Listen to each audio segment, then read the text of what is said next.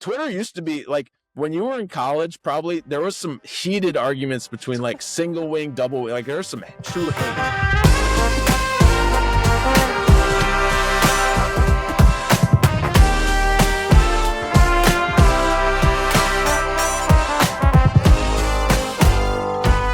On today's episode of the Left Hash Call, we welcome the co-founder of the Hog Football Chat, which has grown into a 6,000 member weekly Twitter forum. His podcast with over 160 episodes interviews coaches from Pop Warner to the NFL, creating a unique knowledge sharing ecosystem. He is a ball coach and a social media pioneer, which positions him as a bridge between traditional coaching methods and a modern mentorship networks. This individual is a passionate leader and an offensive line coach. Welcome to the show, a staple in the coaching community, Mr. Tony Shiffman. How are you today, man? I'm good, man. I appreciate you reaching out and having me on. Ever since I saw your pod pop up a couple weeks ago, I've been watching the clips, listening to the episodes. So I appreciate you reaching out and looking forward to talk with you today. Yeah, we were just kind of chatting a little bit off air, and then we messaged back and forth. We actually go back a ways, all the way Yeah. back to Oskaloosa, Iowa, when you were the head coach at Fort Madison. Yeah. I had a question first, right off the bat. Mhm. Is the picture of you on Twitter, is that from coaching at Fort Madison? No, that was so. So it was unfortunately that was like the third or fourth time that I split my head open. It was a tradition I started my first year coaching, the last game of the season actually. I had butted a kid, and then it just kind of grew from there. So that actual picture is from 2015 in Clarksville, Tennessee, at Rossview High School. Okay. So that's what that one was from. There's actually like 3 or 4 other pictures with it, but I just posted that one because I was like action shot moving talking. So Yeah, no, that's a good one. I just thought, I was like, oh, there's some red in there. Maybe yeah. there's Well, the so I've actually my first it's funny, my first like 3 or 4 jobs were all red and black. So okay. yeah, so like I had one year in 2014 when I was in North Carolina where we were yellow and black. Other than that, up until 2022 when I was at Elmhurst, every other year since 2007 I was with a red and black team. Wow. Yeah, That's it's pretty it's kind of a weird little trivia, but I never noticed. I think my father pointed it out sometime, but it was it made it easy for having to get coach's gear. So yeah, no, that's for sure. You can just kind of maybe block the logo out or just yeah, slap the new one on there, you know what I yeah, mean? But just get some plain stuff. Yeah. yeah, well, speaking of splitting your head open, I went toe to toe with a bass this weekend. So in case you're wondering what that's all about, I won the war, but There you definitely go. got the battle or two in there. But I want to talk about you. I think there's a lot of people that know Tony Shiffman, the coach, and the the personality on Twitter, but some may not know who you are as a person, what your story is, and so I want to kind of go all the way back to when you were getting recruited as a player and going Sure. to Illinois college. What was that process like, and getting recruited, and how did you end up there? So recruitment is very different when I was in high school than compared to even when you were in high school, and even you look at what it was like for you as compared to now, it's completely different again. So I mean, I can remember basically being I remember even further back as a sophomore in high school, we had a really good football player who was getting recruited by Big Ten schools. And I remember speaking to our head coach one day, just, walking in the halls, and he said, "Oh yeah, Wisconsin was here today." And I was like, holy cow, Wisconsin was here. And so, I kind of knew of, coaches were reaching out to other, not about me for Wisconsin, but I just remember, going on a few visits. I went to a couple different places, saw a few games, and then I just remember like wintertime, springtime, I'd get a note from the office from the head football coach that a school was there to see you. So I'd go down and talk to them. You'd get the random phone calls here and there. But I actually went to Augustana my freshman year of college in Rock Okay. Island. So I went up there, was not prepared for anything college football related. Was out of shape, was undersized, didn't really work out like I should have, and ultimately I wasn't happy there. So I remember I came home. I finished the year, but I remember I came home in October, September. We had a fall break, probably October then. And I remember I went and talked to my high school head coach, Bill Anderson at Springfield High School, and I basically said, I'm not happy. This is not good. I want to continue to play college football, but I definitely made, the wrong choice. And he basically said, well, I'll help you as in any way I can, but I would highly suggest. And I remember to this day he said you need to look at a Division 4 school, and and meaning just Yeah. a smaller. Augustana was 2,700 kids. Illinois College at the time was 1,000. So he meant it as not as a knock to D3 or anything like that, but just a smaller a little bit more intimate setting of a school. And he had been the head coach at Illinois College for 5 years, 5 or 6 years before he came to Springfield High School. So, I reached out to Illinois College. I reached out to I think McMurray at the time, who was still you still had a pretty good college football team. And ultimately, it came down to Illinois College was a lot of people that I knew were beginning to transfer in there. I had a really good conversation relationship with the offensive coordinator at the time, Jim Good, who's still a D3 head coach. And so it was a better fit for me as a student, better fit for me as a student athlete, and it just became that. So that recruitment process was a lot of emails and phone calls, and ultimately it was just, hey, I'm going to come to school. And that was that. It wasn't, there was no social media to make big posts or anything like that. It was Right. just, There's no offer here's graphics going out to right. anybody. Exactly. It, Right. it was, it I didn't was, even really have that when I was coming yeah, out. I mean, I didn't even have, I remember getting letters. I mean, I remember getting stuff in the mail, which I feel like a year later, it was like totally different. It's crazy, but the rise of social yeah, media is insane. But yeah, it's crazy how much the recruiting process changes every year. And then obviously, 20 years ago, it's even different. So, right. did you always know that you wanted to be a football coach, or what was kind of that process like when it was time to get your first coaching job? No, so I knew I wanted to do something with football. Originally my plan was I wanted to be sort of back of the house stuff with football. I wanted to do player personnel or scouting department, general manager, things of that nature. And so when I graduated college with a sports management major. So essentially, it was a business major with a minor in PE. I didn't know what to do, so I worked uh, close, worked in Springfield for a couple of years, did some management, some things like that, and then ultimately, when I was 25 or 26, I said, "This is I don't want to do this. Like, this is dumb. I'm going to go back to school. I'm going to get my master's degree." Well, it's I found out very quickly that getting those internships and getting those opportunities, you have to know some people, and I didn't know the right people at the time. Which hindsight's 2020. I should have stuck with it because I actually was working in the equipment department at SIU Carbondale for the Salukis, working for the football program when they were just about to blow up. So I did that for a year, came home again, didn't really know what to do. I went to a football practice at my Springfield High School where my position coach, Mike Taylor, who was my offensive line coach, had since become the head coach. And he was going into his second year, and I went and I hung out for a practice, and he said, come come see what it's like, come to the weight room, come hang out at the practice. And went for a practice, and basically he pulled me aside and was like, you should be doing this. I think you should do this. And he was, he's one of my big mentors. And I basically said, okay, yes, sir. And so, that was 2007. Um, Started working, going back to school, getting my teaching certificate, getting my master's degree in education, and working for him and working at Springfield High School, all that entire time. So that was kind of my first, kind of just jumped in with both feet. I mean, it was June when I went to that first lift and practice, and then I was with him.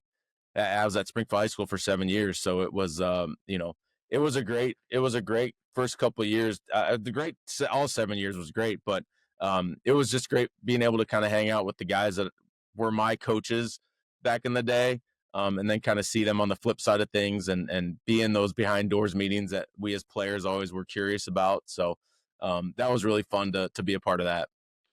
When you're first getting into coaching, is there a goal that you originally had in mind? Like, oh, I wanna make the climb, because Mhm. everybody when they first get into it, it's like, I wanna be a D1 GA, and then I wanna be a D1 position coach, and then I wanna Mhm. be a coordinator. Is there some right from the get? Is there like, hey, this is what I want to do. I want to be a high school coach. What did your goals look like then versus kind of what you feel now? Yeah, right away, no. Honestly, it was more about getting my teaching certificate and getting a full-time teaching job, truthfully. Like, that was the big thing for me, because I mean, I when I was when I was, 2010, the spring of 2010, I actually interviewed for a head coaching job, at West Hancock High School up near, Hamilton, Illinois, right kinda on the Mississippi, and I actually got offered that job. I was 20. Oh boy, now I gotta do math. I was 28, 29 years old. Um, hadn't graduated, didn't have my teaching certificate, was just about to student teach, and it just wasn't, I wasn't gonna be able to make that work with student teaching and going to be a head coach. So at that time, I don't know if I even then I don't know if I wanted to be a head coach. I know I remember at some point I had a conversation with Mike Taylor, and it might have been the year after this whole situation with the interview process, when I told him that I did ultimately want to be a head coach, and be a head coach at Springfield High School. Um, so probably, yeah, not right away. I just knew I wanted to stay involved in coaching.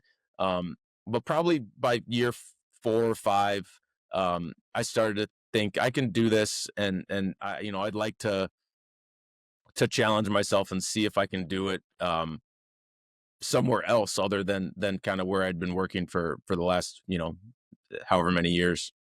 Yeah, I kind of want to go through your coaching journey, Yeah. because it really is unique. It is. You've done college. Mhm. You've obviously been a high school coach. I can imagine that the different stops has probably taught you something differently about the game, about yourself, about coaching. Is there, a certain thing from each stop, or a certain thing throughout your coaching career that has kind of taught you different things over the years? Absolutely. I can look at every place I've been, even, kind of get it down to every season. There's always lessons. Each of those seasons, there's always things that you look at, and kind of jot down in your brain of things that you did right or things you did wrong. I mean, I look at my first year as a head coach in Fort Madison, year 1 to year 2, and all of the things I wish I'd done differently just back then. That I'm sure you've heard it. Everyone always says you're never ready until you're ready, and even when you think you're ready, you're probably not ready to be a head coach. But there's always, I've gotten to work for some really great people, whether it's as a head coach or whether it's as an assistant coach, or athletic directors, or just people in the community, people within the building that have really um, helped me along the way, helped shown me how important community is, shown me how important school spirit is, how school pride, and being involved with the big organization, not just Friday nights or Saturday afternoons, but the big picture organization of getting everything to run properly. So yeah, I mean, I'm lucky that I get to talk to a lot of those guys still. I can reach out to them, especially with obviously with social media, and with phones being what they are now. It's everyone's just a phone call away. So it's been great to be able to reach out to those people, and kind of, if I've got a question, if I need help with something, being able to have them at an arm's length away, and knowing that they'll respond, has been just great. It's so it's so relieving as a coach, to be able to have those people that you can count on in your corner. I want to talk about that first head coaching job at Fort Mm-hmm. Madison a little bit. We don't necessarily need to get into, your game against the maroon and white. That But was. Hey, I will say this. At that point, we talked about it. Because we went.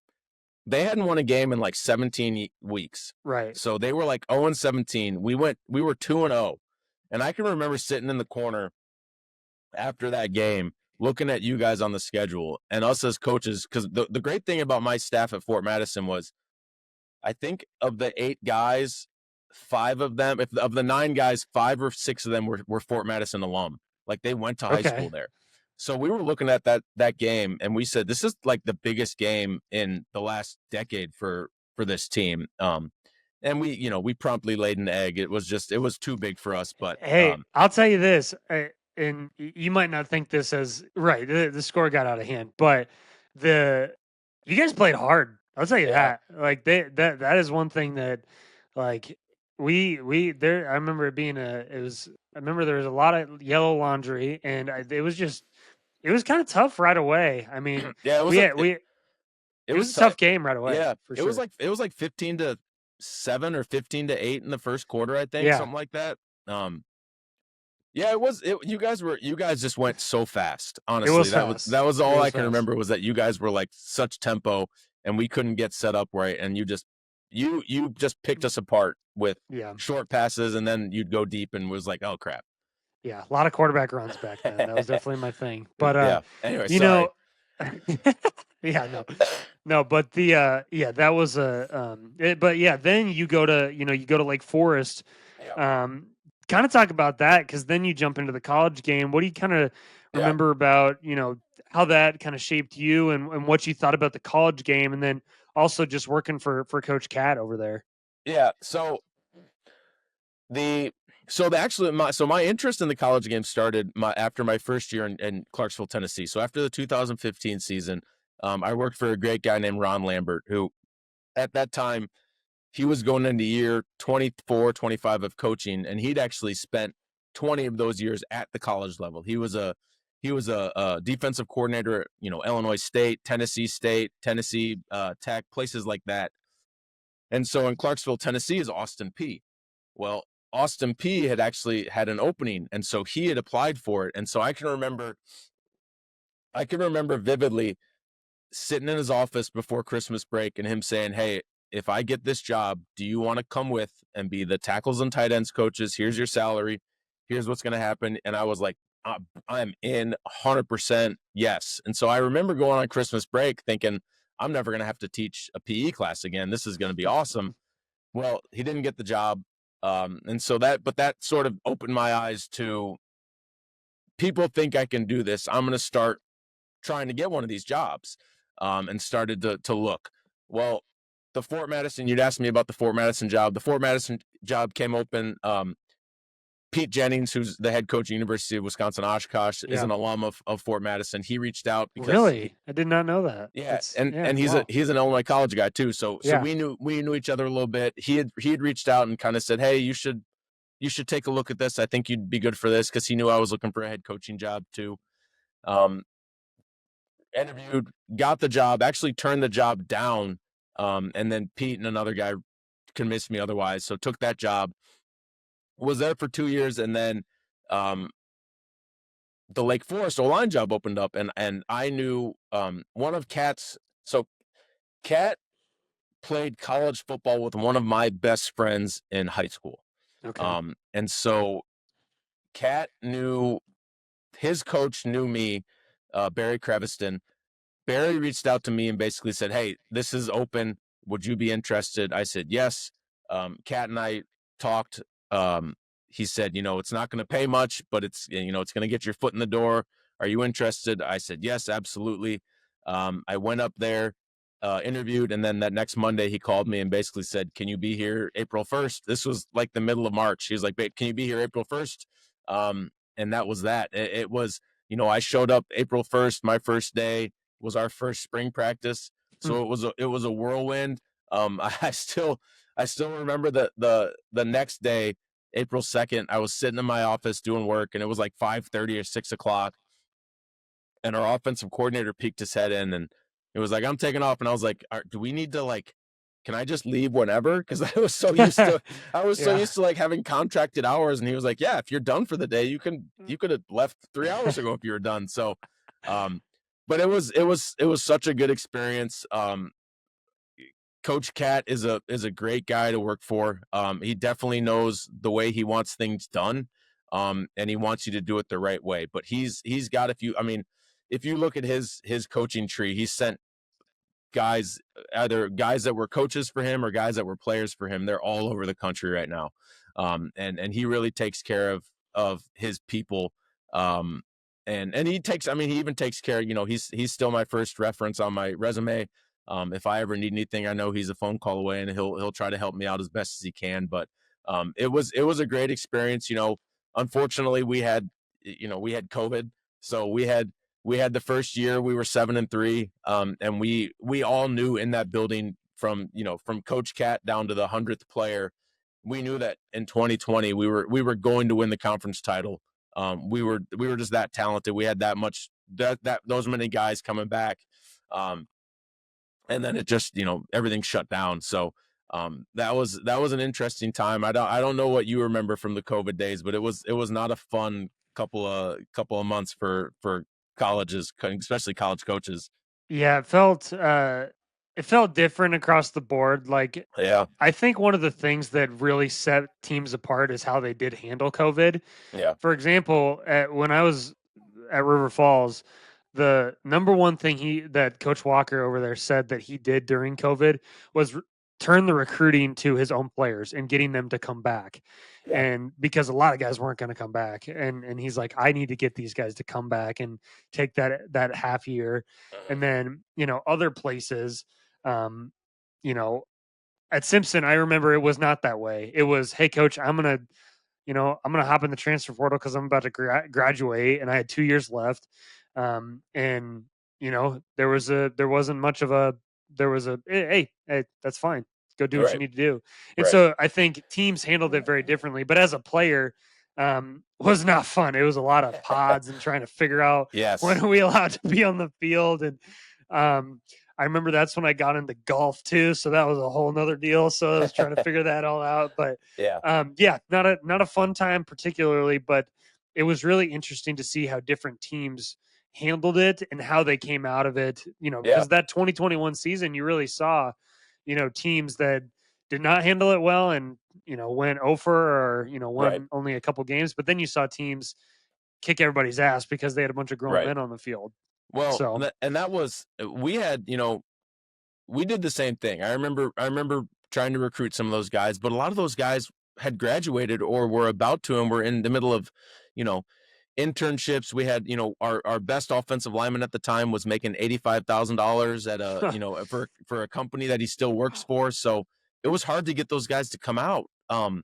So we had a great freshman class that came in, that we got to play a lot of those kids who a lot of those guys just finished up their last season at Lake Forest. But it was great to get those guys some experience, because then when the fall of 2021 came around, um, they were that much better and that much prepared. And we always, Cat always liked to joke. We had a 4 game schedule that spring of 2021. We only played 3. We from February to whenever graduation was, middle of May, we had zero positive COVID tests for the football team. hmm, Of like 85 guys, zero positive tests. We had one kid miss the last game because he was contact, whatever that whole thing was. He was right. one of the 6 people that was contact, and it was our starting quarterback too. So Oh no. yeah, so that was fun. Oh, But so we made it through. He was Cat was a big part of, so Cat's really involved in the AFCA too. oh And yeah. he was a big part of kind of everything. I can remember, he had all these plans for COVID, and there were actually a lot of major college teams that reached out to Cat in that fall, um, to ask about kind of his plans and what we were planning to do. And so I know he kind of gave some blueprints away to some people to set that up. But we had a plan for the fall had we played.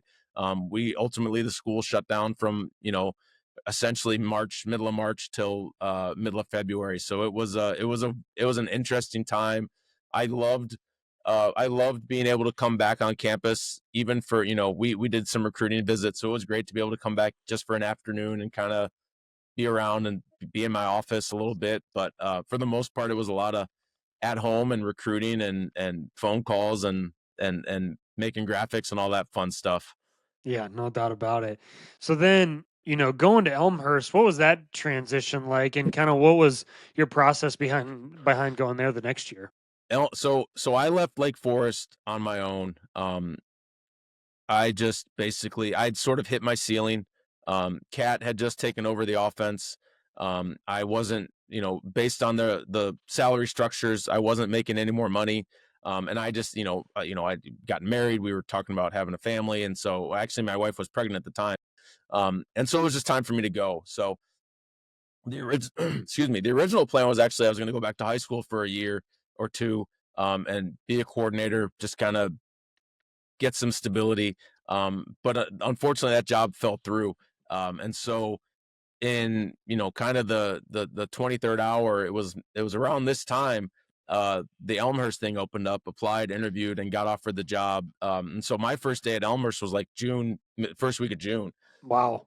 Yeah. So I it, the Elmhurst situation was very tough because we came into a bad situation to begin with and really weren't allowed to try to dig ourselves out. I mean, Tell me about that. I'm curious I'm curious about that. yeah, so I mean, I got there in June. We were still trying to recruit kids for that recruiting class, which is not It's good. really hard, really Yeah. hard. Yeah.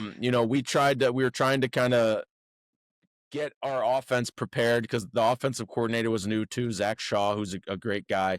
So we were trying to get the offense ready. We're trying to meet the kids, trying to do all that stuff. We actually had a really good spring, or excuse me, a good summer. We scrimmaged Concordia, Chicago, and we scrimmaged Wisconsin Lutheran, and did really good against both those teams. So we had thought, hey, we're gonna be okay. This is like we have the chance to win some games. But we didn't have the roster for it. I mean, we were in the CCIW, and we had, our roster was 80, which means we were more like 70, which by the middle of the season we were at about 60, Right. which is not gonna get it against North Central and Wheaton. Right. Um, so we had thought we thought we had a chance in a couple games. We got the brakes beat off of us week one against River Falls, which was not fun. And then it was we tried. I tell you that I'm proud of the effort that we put in. Some of us put in there in trying to fix that place because we saw some kind of bare bones of what could be a competitive program again. And obviously in the CCIW, it's hard, right? Like Yep. you're, I'm not I don't like to be a negative person, but you're not going to beat North Central. It's Yeah. it's damn near impossible. Even Wash U. I mean, like, Right. that's even. I mean, Right. we played those guys in the Isthmus Bowl 2 years in a row, and it's just like, I mean, we played Augustana when I was at Simpson. Man, that was a Yeah. tough team too. I mean, Yeah. I wouldn't say it's quite the WIAC, but it's really, really, it's a hard conference. I mean, Yes. goodness sake. I Yes. mean, I but mean the top of the CCIW, like the Wheaton and North Central is like you can't do anything about those. Like you pretty much right, know every year you're going to lose two at least. yeah, But then you're right. Then you've got the Wash U, who's really good, the Augie, who's had a couple good years, Carroll, who's had a couple good years. And so it's, there are some winnable games in there. So I mean, we looked at the schedule after the fact, and we legitimately could have won 4 games that year, which it's with really that hard to team, kind of look at yeah, and see that. it's Yeah. so frustrating because with that team, with that roster, winning 4 games would have been uh, unbelievable. But so it was just a tough situation from the start, and then we thought we were going to be okay. We pretty much knew the head coach was going to get let go. We thought that Zach was actually going to be named the interim, which would have been great because we had done such a hard job in recruiting, and really getting, trying to get our interest level up. But ultimately, the day after the season, we all went in and we were all let go. And so that was a tough point, definitely a low point, just because it happens to everybody, but you're never prepared for it. And so it was a lot of what am I going to do now, and reaching out to people and trying to kind of find anything, do anything. So it was a tough little time frame, but it was the flip side of it is I got to spend a lot of time with my family. I got to spend a lot of time with my daughter, and do some fun things like that. But still, I was itching for the football stuff. So yeah, the ultimately, again, great experience, but just a tough one through and through at Elmhurst that year. You've had a lot of different experiences now. Hmm. You've had the really hard seasons. You've had seasons where you're really really successful. And then both between college and high school football, what do Yeah. you think are kind of the main differences and how to build a program? Because I think in high school sometimes you kind of get what you get at times. In college, Oh yeah. obviously, you're building a roster over the course of, however many years. What is your kind of perception on the differences and how to run a program, how to treat, the two different, experiences, whatever that is? I think you hit the nail on the head. Like at high school, you're dealt with. You play the cards you're dealt, right? Like the kids you have are the kids you have, and every now and again you'll get a transfer here. Kids will you'll steal a basketball or baseball player, but for the most part, the kids you have are the kids you have, and you have to tailor things around them. Um, at the college level, you're recruiting, like you're trying to find kids to fit into your puzzle.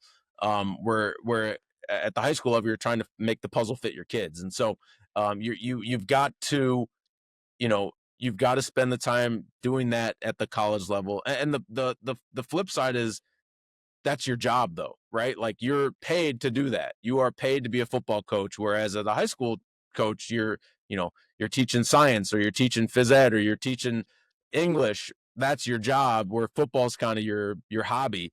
And so you've got to be able to kind of balance it, balance it both ways, where you can do both.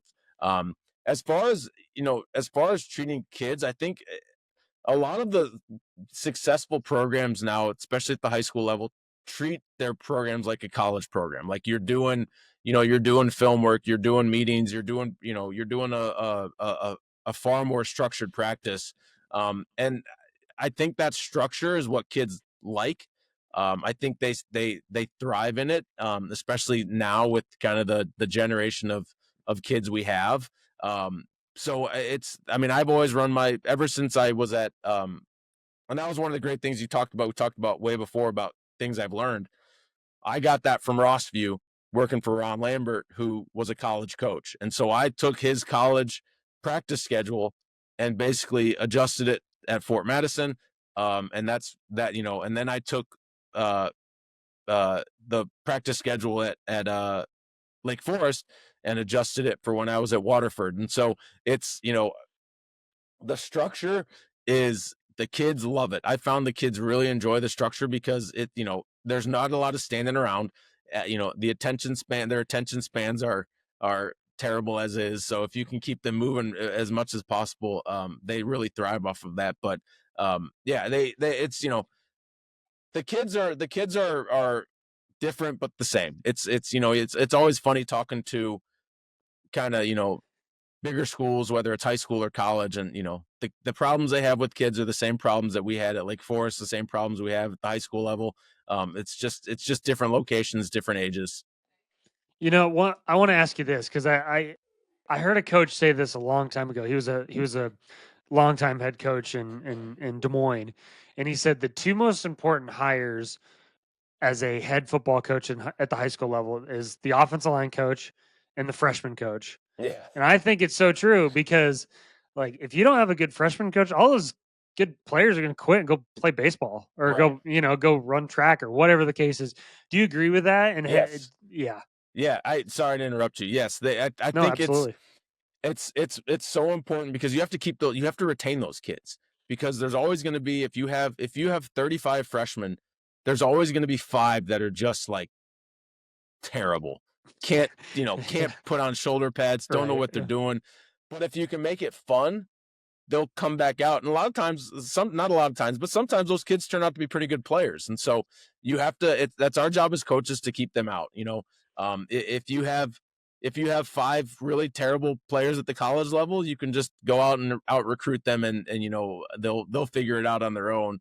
But it's the freshman coach is really important because it's teaching your stuff. You got to have someone who's a really good teacher, who can teach your stuff that you're running at the varsity level, so that kids can not have to have that kind of learning process when they get up there. And then you have to have someone who can make it fun for them, because it's like herding cats, man, sometimes. And if you can keep those guys together and keep them as a good group, you're going to be okay, and you're going to be able to retain a lot of numbers for your program. I want to talk about your philosophy and how you like to go about your business. One thing I heard you say one time was you described authenticity as the oxygen of your coaching style. Yeah, I am unequivocally me. That's that's probably one of my weaknesses, is that I'm a stubborn mule. It takes me a while to come around sometimes, but I eventually do. I can have a short temper in meetings, but again, I eventually come back around.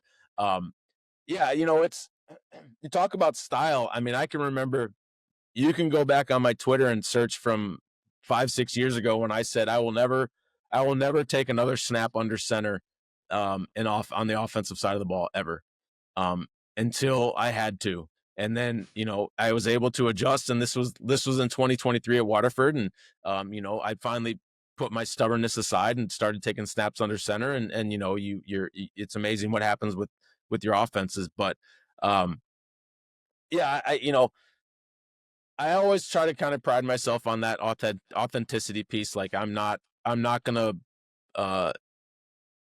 I'm not gonna blow smoke. I'm not gonna BS any kids. I'm gonna be honest with them. I'm gonna be, um, I'm not gonna tell a kid. I'm not gonna tell a kid something because I need to tell him that. And that's even with when I was recruiting. We had when I was at Lake Forest, we really prided ourselves in relationship recruiting, and so we were gonna talk to, we were gonna talk to a smaller number of kids and build relationships with them and get those guys on campus, more than just blanket recruiting, and trying to get 800 kids, in your queue a little bit. So we were that's who I am as a person, as a coach. I That's how I've always been. I think that's just how I was raised by my parents, as being, honest to a fault, probably. But I think if I weren't, kids would know. Well, that's Um, one of the things I was going to point out yeah. is I think especially now, when I was, in high school, when I was in college, if a coach wasn't himself, felt like he stood out. And Hmm. now the same thing. Like when I was coaching, I just I wasn't really going to try to be like this tough guy or Hmm. like I was just gonna. I'm kind of goofy to a fault. I'm kind of a Yeah. little out there. Sometimes not have a filter, and I think guys appreciated that, and I Yeah. think the coaches that I coached with also appreciated that. Maybe you know yelling expletives in the hallway when we share offices with the rest of the athletic department probably wasn't the best move, but Right. that's just I feel like people appreciate that authenticity versus trying to be like this cookie cutter version of yourself. Agreed, because kids can see that. Like, kids, I always tell coaches, kids can smell bullcrap from a mile away, and they can see if you're not being authentic. They can see if you're being fake, if you're trying to be something you're not. Like, that's kind of. I'm not a big energy guy. Like, I'm not a big juice guy. I'm just not. I'm more, I'm an offensive line guy who's more cerebral, more thinking. So if I tried to be like super high energy and jumping around and running around and doing things like that, like, it would feel forced, and the Hmm. kids would see that it was forced, and it wouldn't be genuine. Whereas if it's just a genuine excitement that happens, then that's better than trying to force it and just be something you're not. So I can even see those guys. Like, I can pick those coaches out a mile away. Seeing them at camps, seeing them on sidelines, knowing, like, hey, that's not what that guy's really like. And kids see Yeah. it, and kids don't like that. I mean, I can tell you for a fact, kids don't like that. One thing, I read is that when you were at Fort Madison, you totally like redesigned the locker room, like logistics. So a little bit, we changed the way some things were done. The locker room construction was actually after I left. Oh, okay. We had talked about it though. It was kind of in the plans. The one thing I did was I tore down the press box. Okay. So we had on the visitor side of the field in Fort Madison, they had this huge old like 4 or 5 story rickety press box that was just a death trap. It was horrible.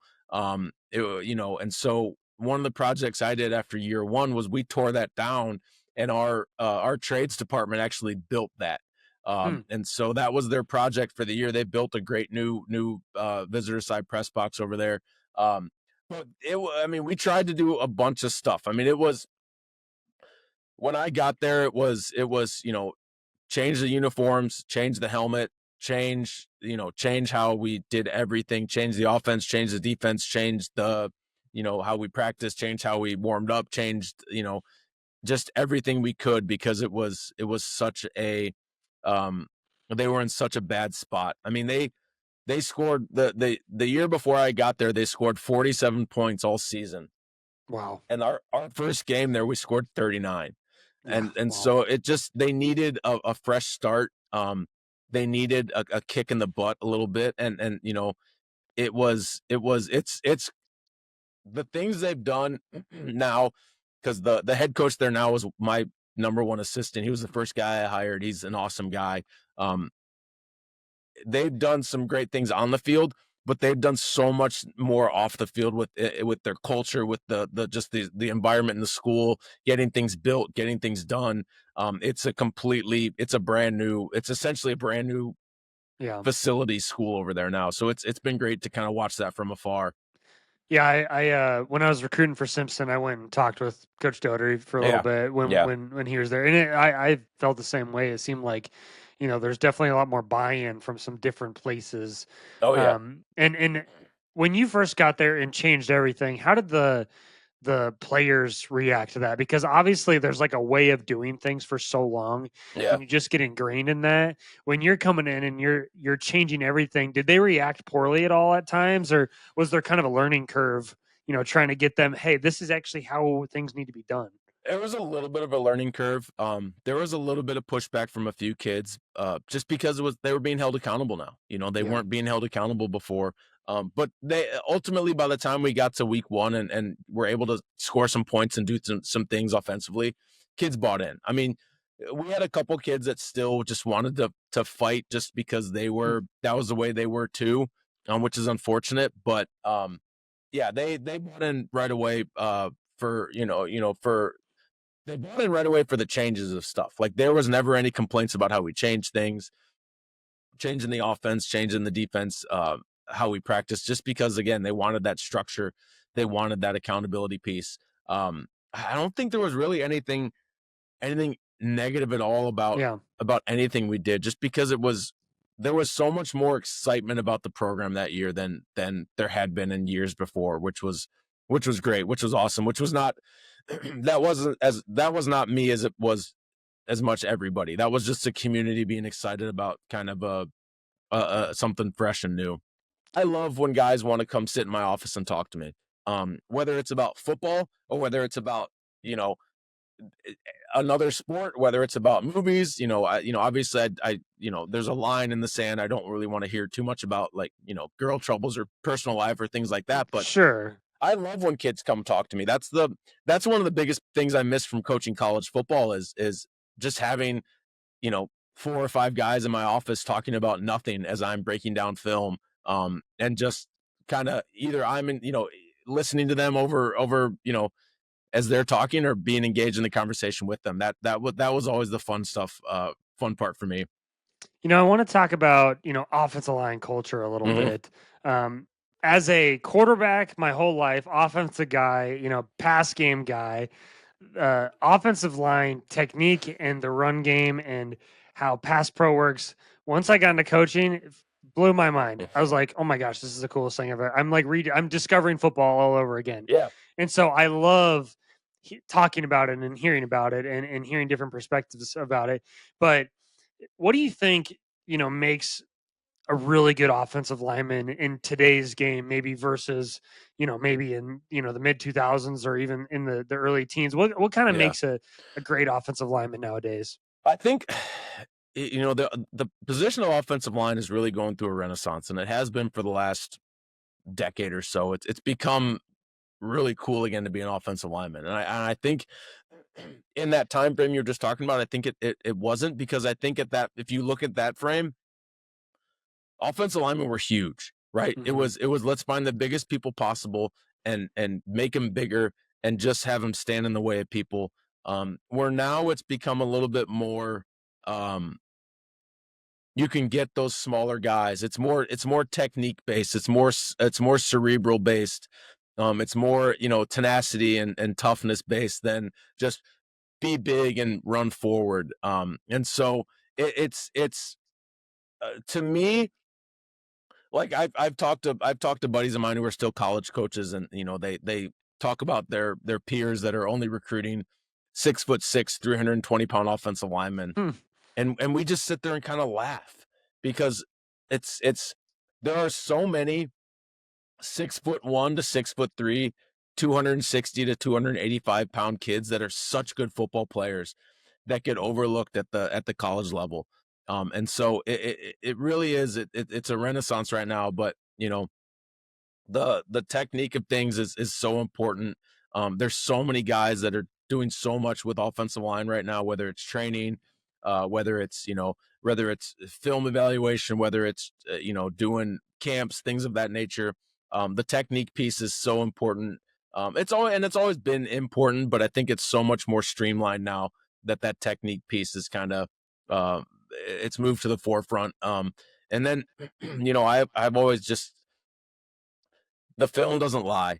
Like, you can look at, I mean, I remember looking at a couple guys who assigned to Power 4 schools and watching their film. And maybe this is why I'm not a college coach anymore, but watching their film and just not being really impressed. But Yeah, they're 6'6", 310, and they can be developed a little bit. So that's sure. that's the piece that I don't get quite. But yeah. Do you think I've seen a couple different ways of doing things as far as like the run game, Hmm. and there's two schools of thought I really think, and there's one, it's you have your you have 5 run schemes that you're gonna run, and it's like the I fear not the man that's practiced 1,000 punches, but I fear the man that's practiced one punch 1,000 times. It's kind Right. of one of those things. Right. Do you kind of subscribe to that train of thought? Because you know are you somebody that wants to get the scheme perfect for every look, or do you want to have core schemes and then really be able to play anything off of those? Uh, yes, I mean, the short answer is yes to both, right?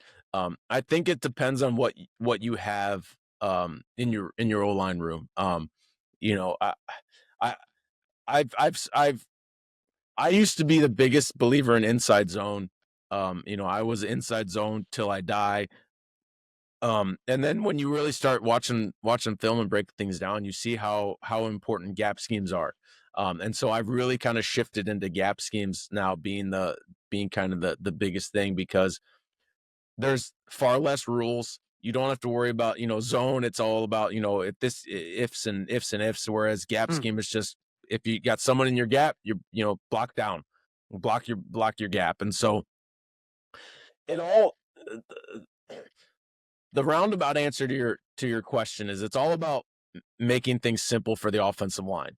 And if you can make things simple for those guys where they have to think less, because even though we are very cerebral, we are very smart guys, for the most part, the offensive line's a very smart room.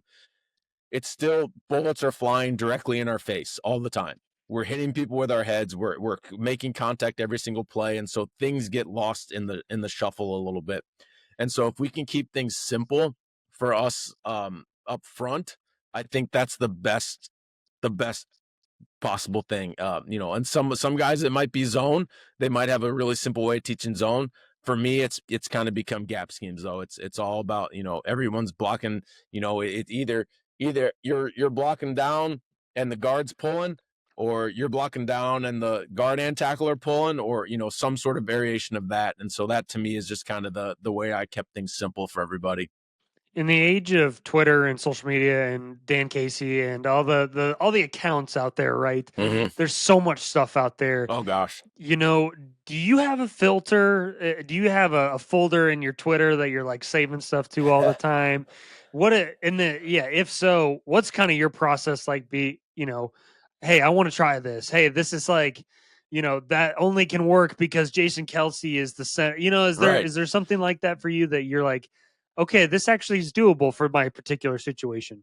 Yeah, I bookmark everything. Like it's all automatically in my bookmarks. And then a lot of times I'll bookmark it depending on if I'm home or at work. A lot of times I'll pull up like a first down playbook and draw the play up in there, or I'll draw it on my iPad, or do something where I can kind of see it and then make it visualize it and draw it out myself. And then I just send it to people. Like the the head coach I just worked with this past year, Matt McDonald at Kettle Moraine, I'll send him stuff all the time on Twitter, and he's like, "Saw it, love it," and like immediately. So, um, yeah, it's my bookmarks. I'd have to like they're it's all stuff. It's all stuff from Dan. It's all stuff from like Johnny Croyle. Like that's all my bookmarks are, just plays or little sheets of things that I see, that ultimately I'll use. A lot of times it's the funny part about it's something that I won't use maybe for 2 or 3 years, right? But Yeah. in 2 years, I'll think of a play, or I'll think of, hey, this could be great. Let me go look through my bookmarks. And then I'm same thing on like Instagram. I've got a folder of just football stuff where I save plays and clips to. It's an unhealthy habit, man. I tell you what, it's terrible, but it's and then I'm still one of these guys. I've got Oh yeah. I've got about 100 yellow note legal pads that I just jot things down whenever I'm, because if I'm subbing for a class, or if I'm in school and I've got a downtime of 30, 40 minutes, I'll pull up a clinic. Yeah. I'll watch and take notes as best as I can. So, yeah, I'm always trying to learn something new, learn a new technique, find a new play, something to get me an edge as a coach over the other guy. Sometimes I want to go watch one of like Dan Casey's games and see like what Hmm. he's doing, because I bet he's got so many. I bet he's got double the amount of bookmarks with all the stuff that he puts Oh, out there. I But can't even imagine. Yeah. it's kind of wild. Is there, when it comes to being a coordinator after being an offensive lineman, being a offensive line coach, is there things about the pass game that you've kind of had to get the resources that you've taken to learn more about the pass game being an offensive line coach? Yeah, definitely, and a lot of it is just talking to people. Like Yeah, it's asking questions. Hey, what do you see here? Buying books, reading about coverages. I mean, that's the thing that I need to be better at still is learning how to identify coverages more than just one high safety or two high safeties. right. Um, so doing that. I mean, I did during COVID. I did the air raid and run and shoot Yeah. certification just to try to learn a couple things here and there. So that is my biggest weakness is the passing game. Like I know how to run it, but I need to be better at it still. How to find windows, how to, the passing game's evolving so much now, so how to run deep choice, Oh, how to love deep run, choice. yeah, how to run all Love these deep choice. different plays. And so that to me is kind of the but yeah, so I'm always reaching out to people. I mean, when I went down to Charlotte for the AFCA, I reached out to a couple guys who I are friends with on Twitter and just said, "Teach me something, man. Like, I just want to sit and talk football. Teach me some stuff." And so it was great to sit with those guys and learn a few things here and there.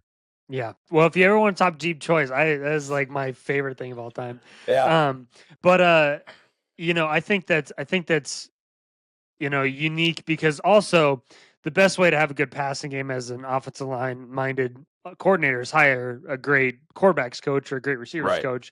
And so having, good relationships that you can kind of call on for that way, I think is also, right. a big deal. It's funny you'd mentioned earlier about like the first hires are like the offensive line coach and the freshman coach, which is for me as an Yeah. offensive line coach, if I'm a head coach, my Right. first hire is a quarterback coach. Yeah. Like that's Yeah. the first Right. thing I'm looking for because I know that if I hire somebody who's a good coach, just a good coach, period, I can teach them to coach the offensive line.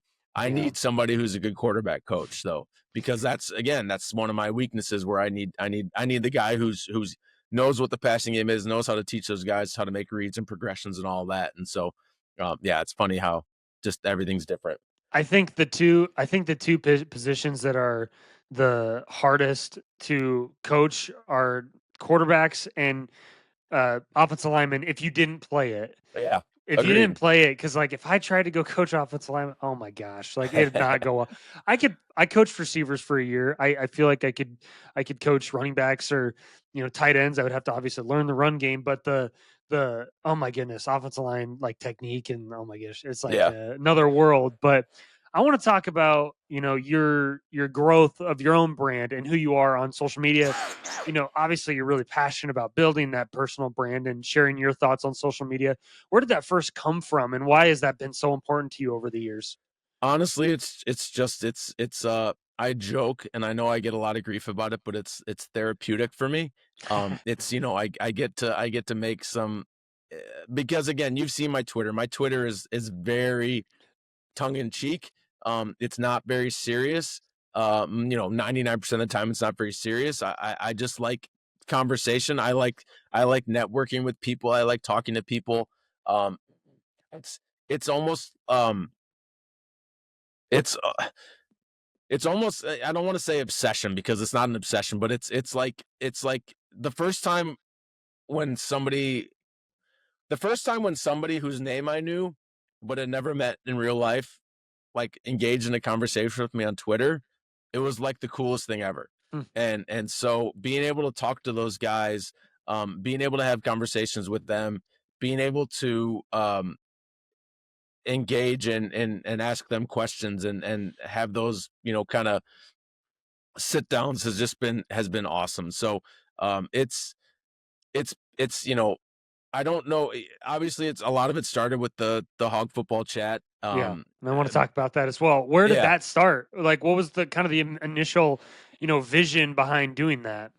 So the original vision was I still remember I was sitting at home watching Michigan State versus Baylor in like 2014 in the bowl season, and I was following along in Texas high school football chat and reached out to Fisher and said, "Hey, this is great. Can I join in?" And he's like, "I don't care. You don't have to be from Texas." And so started doing that, and then Dingus reached out to me and was like, "Hey, this is great. We should try to do something O line wise." And so originally the hog football chat was O line and D line.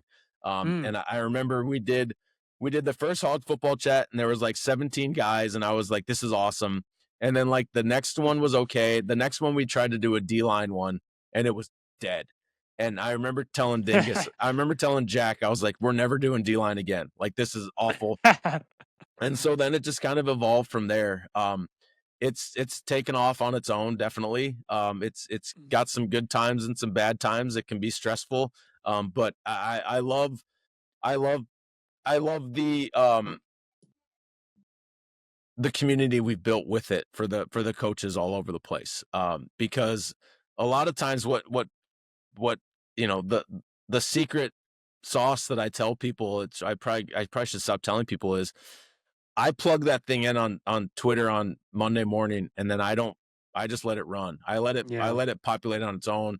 And so very rarely because 8 o'clock on a Monday night, I'm doing bedtime and I'm giving my daughter a bath and reading books, and so it's hard for me to participate in it. So I don't participate in it as much as I used to. Um, but it's still great to go back and look through all the questions and responses after. We've definitely had some really good nights and we've had some duds since then. We've been doing it for almost 10 years. So it's I don't know if it's ever going to end. Maybe some point. I know I've always said I've kind of told Jack. I said if I ever get another college job, I'd probably seriously consider stopping my at least my end. Hopefully Jack would keep it going. But until then, we're gonna just keep doing it every Monday and talk to O-line guys and have some fun with it. So And then the podcast side of it, why did you officially start that versus just the chat part of it? that was purely COVID. That was Yeah. that was quarantine lockdown. Um, Between March, when we started lockdown in March, and then my wife and I moved into our apartment April 1st of 2020. I think that 2 week span, I did like 25 episodes where I just recorded a bunch and had them kind of queued up, ready to go. Um, and then it's kind of ebbed and flowed for sure. Like if you look at the dates on some of those, it was like steady for a year and then nothing for 6 months, steady for 2 months, nothing for 6 months, steady for 3 months, nothing for a month. And so I've been trying to be a little bit more consistent with it. But again, it's kind of with the chat. It's a great opportunity for me to network and talk to guys and kind of like this, let them tell their story a little bit, let them tell their coaching journey. And I've gotten to talk to some really awesome people. I always joke it's my podcast, so I can talk whoever the hell I want to. So like I've had my dad on twice. My wife's done an episode. I've got to talk to a couple of my best friends, and I've gotten to talk to like Anthony Munoz and Bill Yeah. Curry and like Yeah, that's awesome. some major coaches. So it's been a really fun experience. But my wife is really the one who pushes me to continue to do it because I get in those kind of lulls where I haven't done an episode in 3 months, and it's like uh, get you should do some podcasting. And so I've been trying to be a little bit more consistent with doing it. Well, I really just want to say thank you for continuing to do it because even as someone like me who didn't know diddly squat about offensive line play, like I've learned things through that Yeah, thing, and so it's really cool, and I'm grateful that there's that community that yeah, people can go to as a resource. yeah. But No, I appreciate that. this last piece is I just call it's called Quick Hits with Schiff. And it's very quick to the point. You can expand on it as much or as little as you really want Okay. to. And it just we'll rapid fire this thing. And if there's anything you want to expand more on, by all means. So first question is favorite play call when you need 2 yards. Duo. Oh gosh, love it. um, I'll give you the actual play from 2023 in Waterford. heck Uh yeah. it was right bunch under 30. Right bunch under 30 30. we knew we were going to get 5 yards every time. Tell me about inside zone versus duo. I want to hear your thoughts. I have my thoughts as a guy that doesn't know anything about offensive line play, but Sure. give me your thoughts. So This the is big not a part of the quick hits, but I no I know now I want to go. I know I want to go with it. the biggest piece is inside zone is a zone scheme, duo is a gap scheme. So duo Yes, is everyone's blocking away from where the play is inserting. right. Inside zone, everyone's blocking to where the play is inserting. And so that's the quick nitty gritty answer to it. They're again they're both great plays.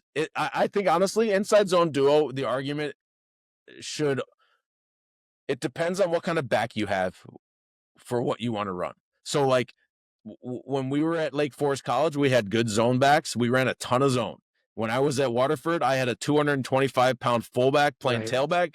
We ran downhill duo. Yeah. So it all depends on what kind of back you have. But at the end of the day, like that's the Twitter used to be like when you were in college, probably there was some heated arguments between like single wing, double wing. Like there's some true hate.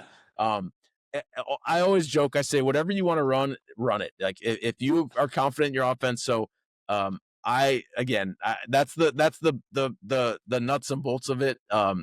Duo's a gap scheme, zone's a zone scheme. So that's the easy answer. I was like pulling out the flow chart. It's like Yeah, too I away like from the that. tight end. No, okay, good. No, I always love going to that I one for like that that. one too. Yeah.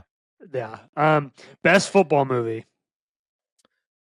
Um, I've got a lot. All right. Got top three?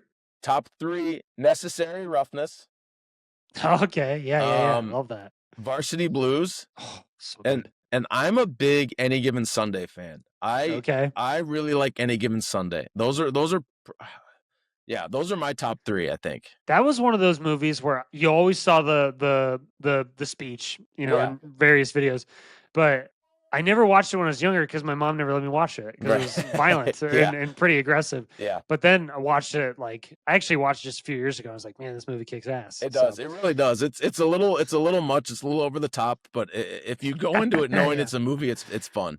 right, yeah, no doubt about it. Song that gets you in the zone.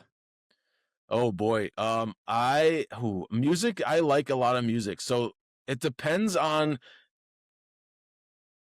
where I'm at. It depends on the year. Like there's been some times when like when I was in Clarksville, the song I listened to as a coach before I put my headphones away was a Queen song. Um, Okay, and then it's all AC/DC I always go back to. I like Copperhead Road. So it's like my if you could see my playlist for like my workout, it's so random. Like I've got like I don't even I've got such weird stuff on there, but it just depends on my mood. But I'm a big music guy. I definitely like listen to music before I do any of that stuff. yeah, So I don't have I know I didn't really answer your yeah, question. that's all I right. don't No, I don't have one specific song. I can tell you in high school the two songs I listened to on the way to school were Nazareth, Hair of the Dog, and then I'll have to check that out. yeah, I don't even know what that is. yeah, and then AC/DC, Highway to Hell. Those were the Okay. two that I always kind of were always on loop. Okay. A non-football thing that you do to stay creative. Oh, I read. I love to read. Okay. I've got my wife yells at me. I've got so many books. But yeah, reading something that was instilled on me at a young age from my family, from my parents, and so I love to read. And a lot of times it's not football books, it's not coaching books or biographies. It's nonfiction stuff. So yeah, I love to read.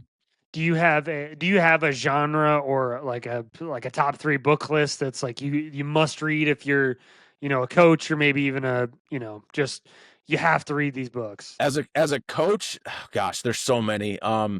You know, and it's not always a specific football book either. Like there's some great stuff about leadership. There's some great stuff. There's a great book called Captain's Class. Obviously there's a ton of great stuff from Belichick and Mike Leach. I don't have a specific list. I know if anyone ever has questions, they can always reach out. I There we can I go. can talk through books, but Yes.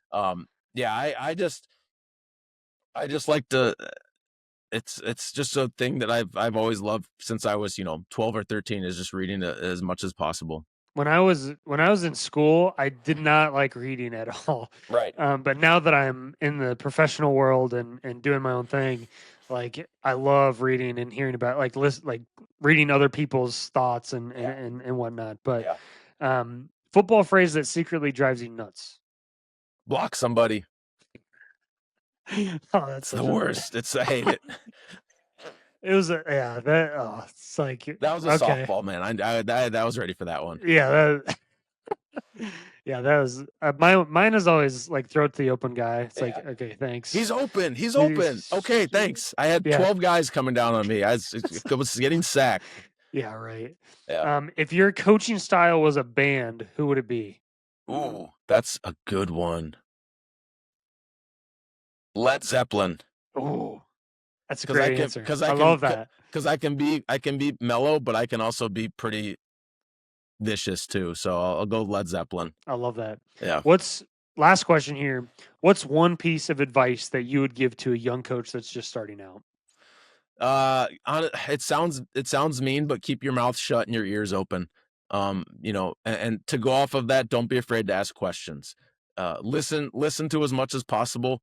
There's always going to be a guy in the room that knows a lot more than you. And so listen to that guy, ask him questions. If he doesn't answer your questions, ask another guy. But just yeah, keep your mouth shut and keep your ears open, and you'll get along fine. Thanks, Coach. Well, if anybody, obviously follow Coach, on Twitter, listen to the podcast, engage in the Hog Football Chat as well, and follow him on all sorts of social media. If you're not already, I'd be surprised if you're not. But Coach, I can't thank you enough for coming on the show and talking a little ball, talking about you. This has been a blast. No, I appreciate you, man. This is great. I've seen the guys you've had on, like I said, so to be included in that list, it's a big honor, man. I appreciate it. Thank you for listening to the Left Hash Call. For more episodes, you can go to Spotify, YouTube, or Apple Podcasts. And be sure to follow us on Instagram, TikTok, or Twitter, and even Facebook if you're into that. And I would really appreciate you subscribing, following, or just continue to listen. We'll see you next time. Peace.